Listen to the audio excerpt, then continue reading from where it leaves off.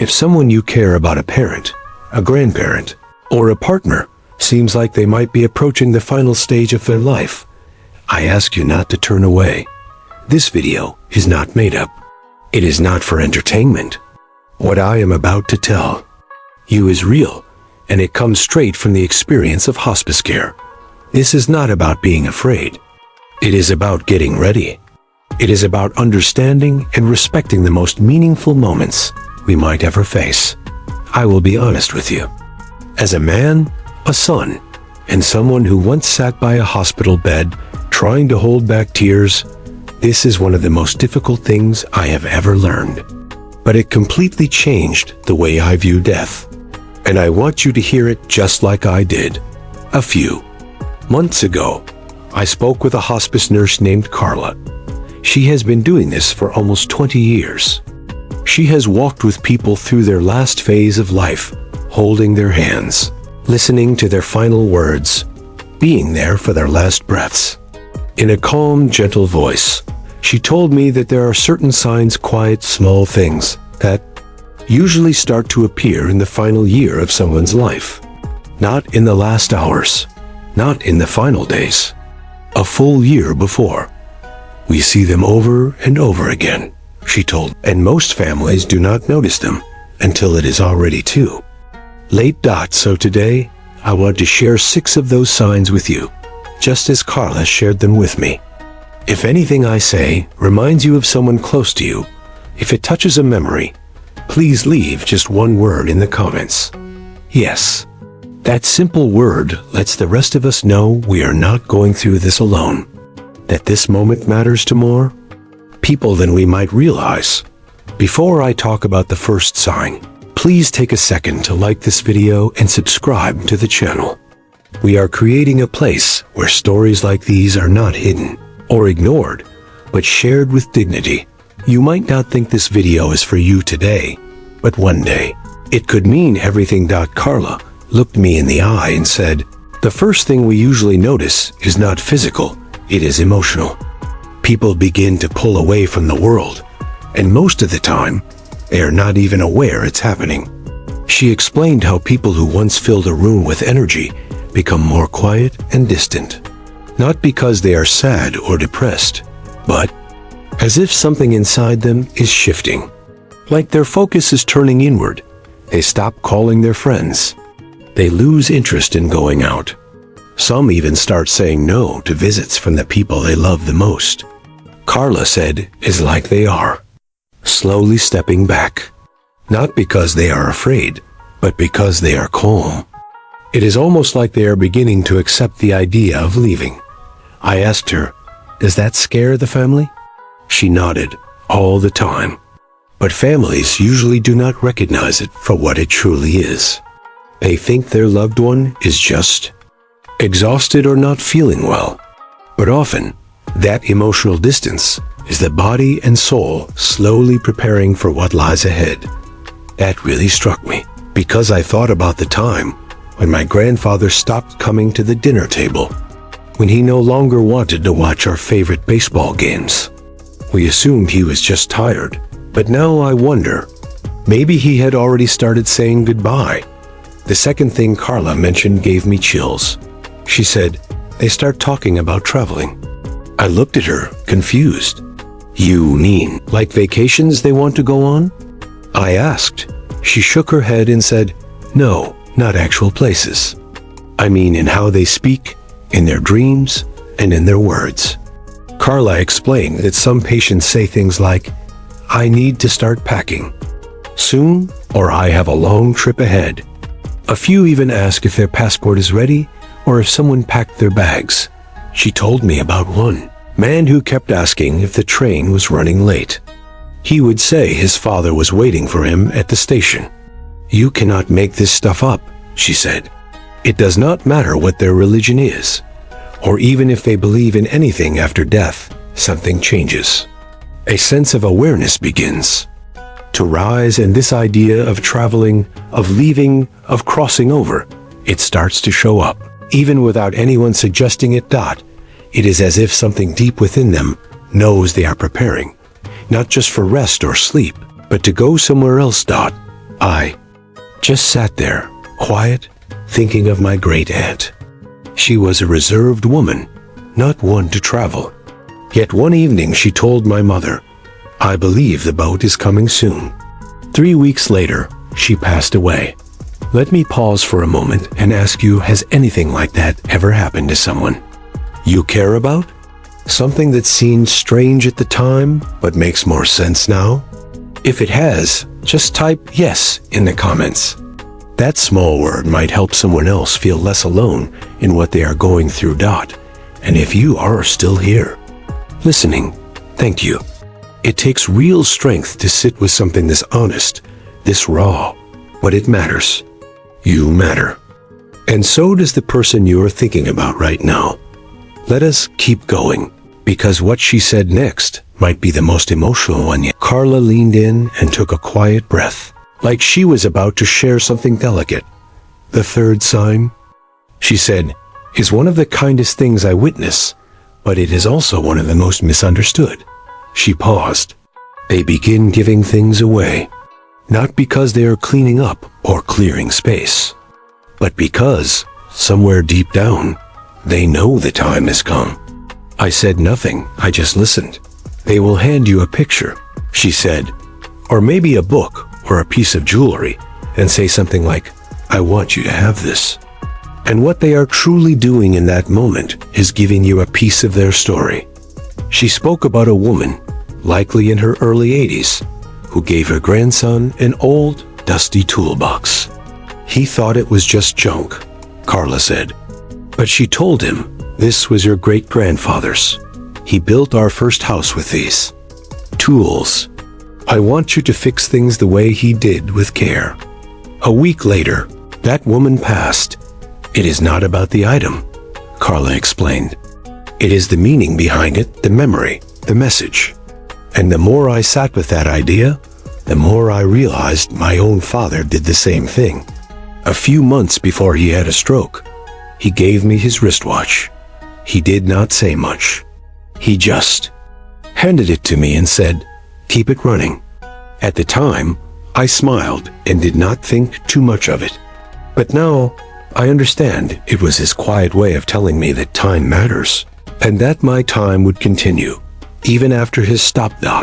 So, if someone you love has started handing you old letters, forgotten keepsakes, or small treasures from the past, do not ignore it.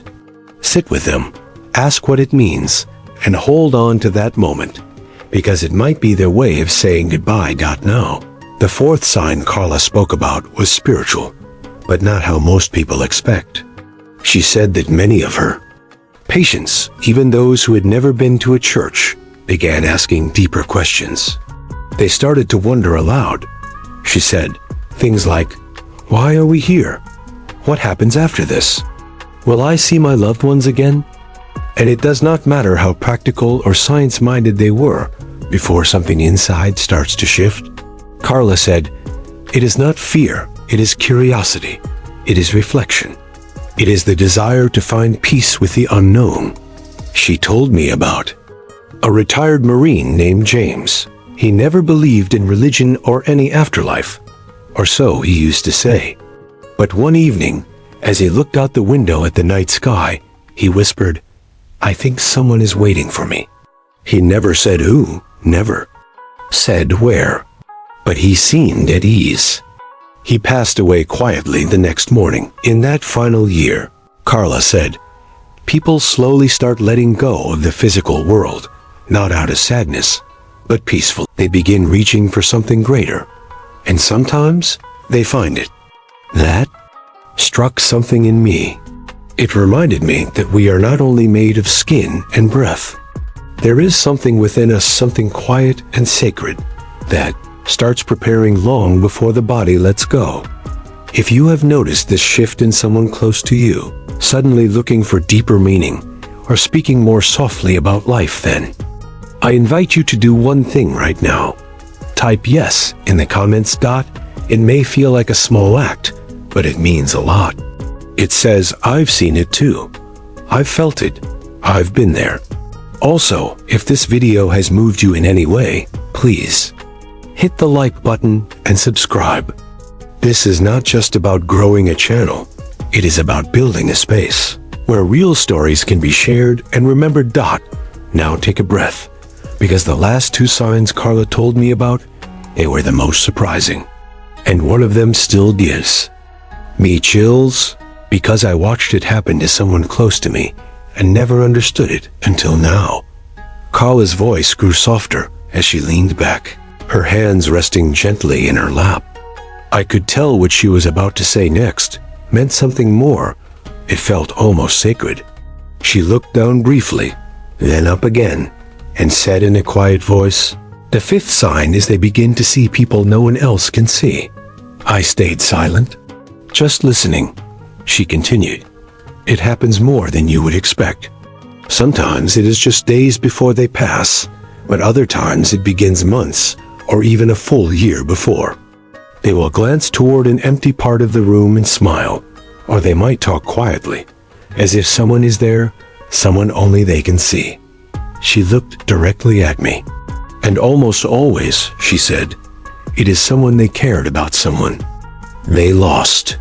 Carla shared a story about a man named Leonard who had lost his wife 3 decades earlier. One morning, he turned to her and said, "She stood in the doorway all night. She looks exactly the same." Carla gave a small smile and added, "And I believed him," because the peace in his expression said more than any words ever could. No kind of proof could ever say it better. I asked Carla if that ever frightened the families. She gently shook her head. "Sometimes it does," she said, "but more often it comforts them, because the people who are passing, they do not look scared. They seem calm, like they are being reminded in some quiet way that they will not leave alone." She paused, letting the stillness say what words could not, and then added, "I have had patients call out for their mother, their child, even names they never mentioned to anyone." Then she looked straight at me and said something I will never forget. "The people they loved, they return. Maybe not in a way we can explain, but in a way the soul understands." That moment stayed with me because just days before my mother passed, she looked beyond me and said, "Dad." Her father had died when she was only 12, but her whole face lit up, like she was seeing him, not just thinking of him. And now, all these years later, I finally understand what she saw. If you have ever experienced something like that, someone you love speaking to people you could not see, or reaching out with a soft peace in their voice, please type yes in the comments. It helps all of us who carry these memories silently to give them meaning and respect. And if this video has brought you comfort, understanding, or even a few tears, take a moment to subscribe. There are more people going through this than we think, people who have stood at the same edge, asked the same questions, and wondered what those final days truly mean. Now, for the 6th and final sign, Carla shared with me, and this one caught me off guard. Because unlike the others, it does not feel emotional or spiritual at first. It feels like energy, a burst of it. It is what we call the rally, Carla explained. Not everyone goes through it, but when it happens, it can confuse the entire family. She described it like this: someone who has been weak for weeks, sleeping most of the day, barely speaking, suddenly wakes up with strength. They want to talk, eat, laugh, sit up. They ask for a favorite meal. They might call someone they haven't spoken to in years. They say things like, "I feel better today," and the family gets hopeful. They think it is a turnaround. They start to believe healing is coming, Carla said, her voice soft. But most of the time, it is not recovery. It is a gift. One last spark of life before everything lets go. I asked her why this happens. She paused, then said, "I do not know. No one really does. Some believe it is the body's final energy. Others say it is the soul's way of taking one last look at what it loves." Then she told me about a little girl named Ella who had been fighting cancer. She had not smiled for weeks. Then one afternoon, She asked to go outside. She danced barefoot in the grass, Carla said, just for a few minutes. Then she turned to her mother and said, "I'm ready now." She passed away that same night. And I have to admit, sitting there, listening to this nurse, a woman who has witnessed more endings than most of us ever will, I realized something important. A final light. A last burst of love that quietly says, "Do not hold on to the image of me in that hospital bed. Remember the smile, the laugh, the dancing." So if someone you cared about ever had this moment of sudden joy, alertness, or calmness, please share. Type yes in the comments. Your story might help someone still trying to make sense of that day. And now, bringing all these signs together, I want to tell you what Carla said we can actually do when these signs start to show, how we can respond, what to say, how to honor the time we still have, even when we know goodbye is near. I sat quietly as Carla folded her hands in her lap and said, "You know, people ask me all the time, what should I do when I see these signs? When I realize someone I love may be in their last year, do I tell them? Do I pretend it is not happening? What's the right way to say goodbye?" She looked down and paused. When she looked up again, her eyes were gentle. "You don't need perfect words," she said. "You just need to be present, really present." I will always remember what she said next. It felt like she was speaking right to me. Maybe now she's speaking to you too. She said, "If someone you care about is starting to let go, do not rush it. Do not cover the silence with noise or distraction. Just be there. Hold their hand. Listen more than you talk. And when you do speak, say the things that truly matter." I asked her, "What are those real things?"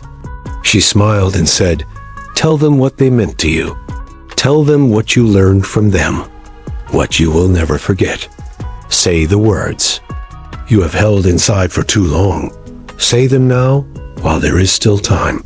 She told me about a daughter who had been sitting next to her dying father for weeks.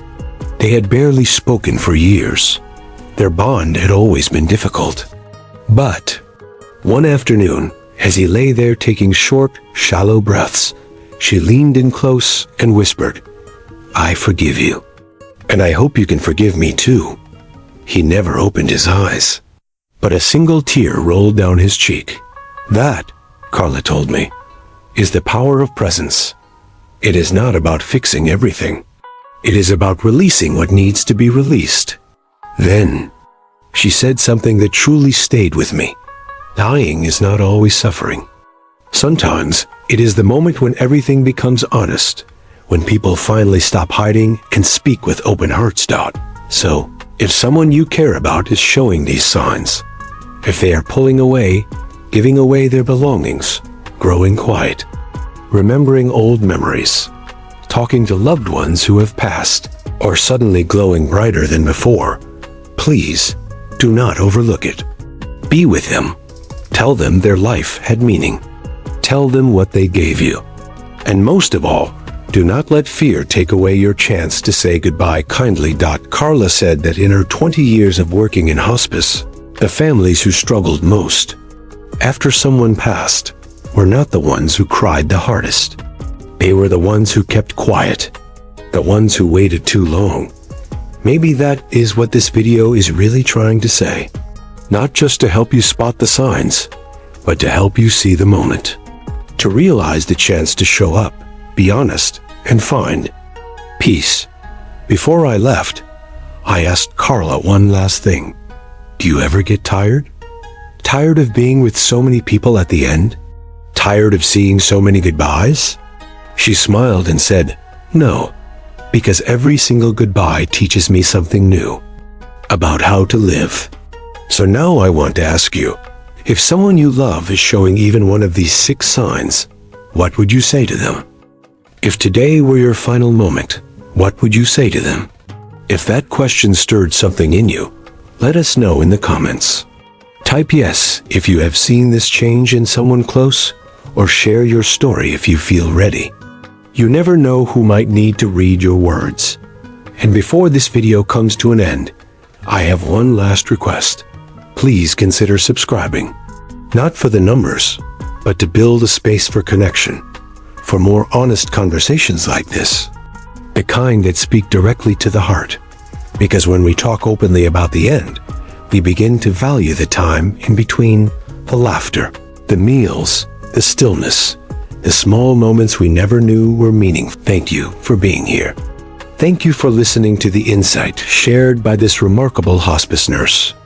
And thank you for choosing to honor those in your life, whether they have already said goodbye or are preparing to. Always remember, it is not just about how someone leaves. It is about how we show love while they are still with us. That truly is what matters most.